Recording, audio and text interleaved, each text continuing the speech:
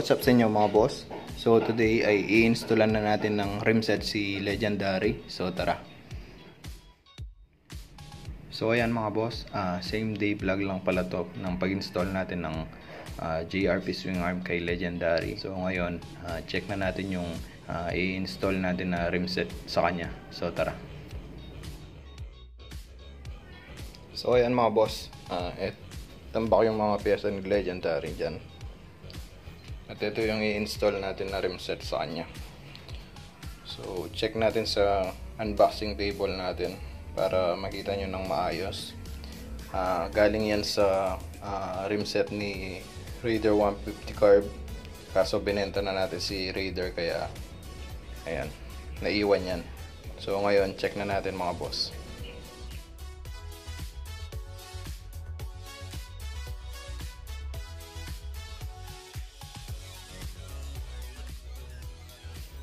So ayan mga boss, natapos na natin linisan. So bali sa mga nakapanood ng video natin or street bike build natin kay Raider 150 carb, ito yung naging build natin or naging rim set ni Raider. Kaso nabenta natin si Raider, kinailangan natin ng pera, hindi natin sinama ito.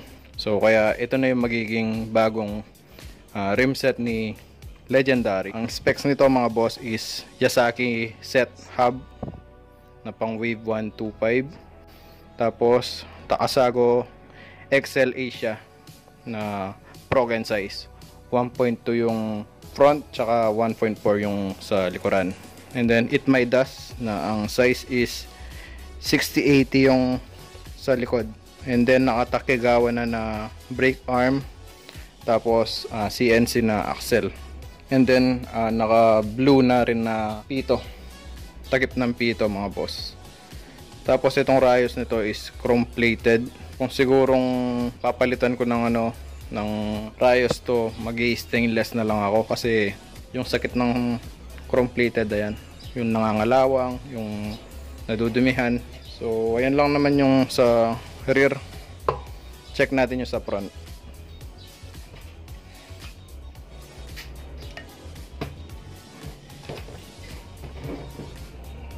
Ayan mga boss, halos same lang naman. 1.2 itong rim na Takasago XL Asia na kulay black. Tapos chrome plated na rayos, 4590 by 17 na It Midas IRC.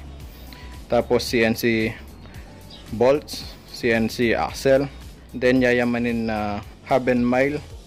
Tapos ito JRP din to na Sunstar na light and disc na pang wave 125.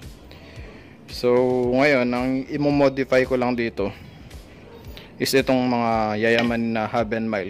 Try natin gawing silver. Isososa natin mga boss. Try natin kung kaya. Bago natin i-install ito mga boss kay Legendary, itong magiging rim set nya, gagawin ko munang silver itong gold na hub and mile ni Legendary. So ayan mga boss, gagamit lang naman tayo ng liquid sosa. Nabibili lang naman to sa supermarket. Tapos tubig, and then old na toothbrush. Tapos mga boss, kapag nag-react na yung sosa natin, agad natin ilublob para hindi masunog yung mismong sinososa natin, kasi magiging pangit yung kalalabasan. So good luck to me mga boss kung alam ko pa yung proseso. Para sure, ganyan natin ng yan, blob muna natin, tapos sosa. Bago yan mag-gloves ako mga boss.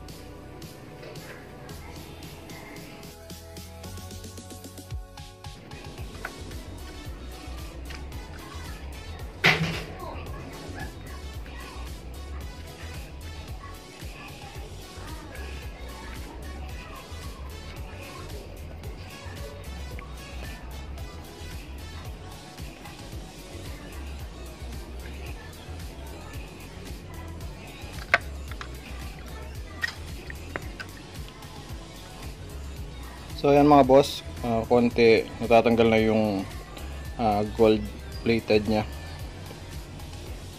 Nasaan ko muna.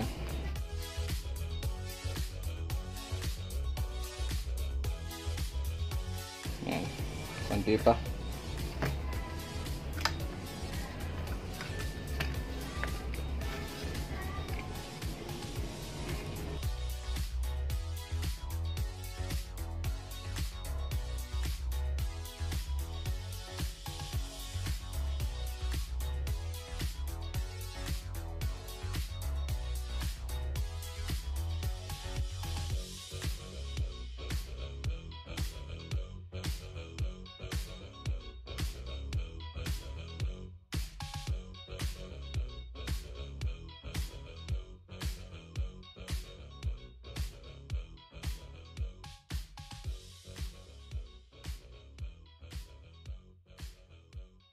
So ayan mga boss, binabad natin. So check na natin. Ayan. Ayan, so okay na yan. Wala na. So again mga boss, tubig lang yun.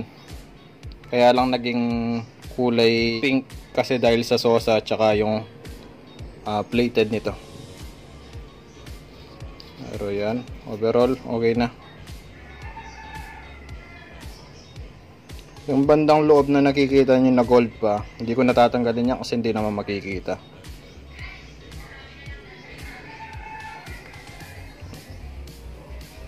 At gawin ko na muna ito.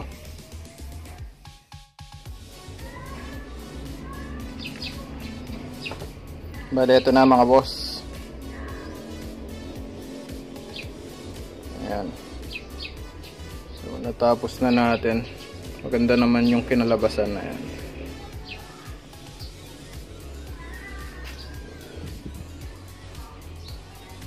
Diba? Ayan. So ngayon, install na natin yung rim set ni Legendary. Ito time lapse ko na lang mga boss. Tara.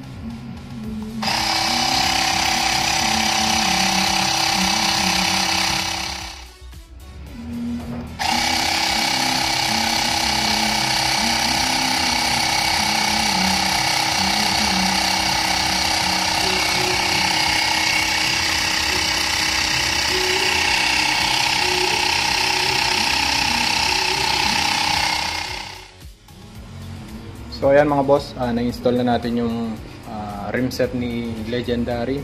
Yan na yung magiging rim set natin pansamantala kasi bala ko din palitan yan ng JRP para mag street na JRP na tayo kay Legendary. So ayun lang siguro, hanggang dito na lang yung vlog natin at hindi ko pa i-install yung mga fairings niya kasi baka next vlog linisan natin ng buo si Legendary bago natin ikabit yung mga kailangan ikabit at susukatan ko din yung mga ibang mga bolts at papalitan natin at gagawin nating white bolts or CNC. So hanggang dito na lang siguro yung vlog natin about sa pag-install ng rim set ni Legendary. So ayun lang, kita-kits sa susunod na vlog. Always ride safe.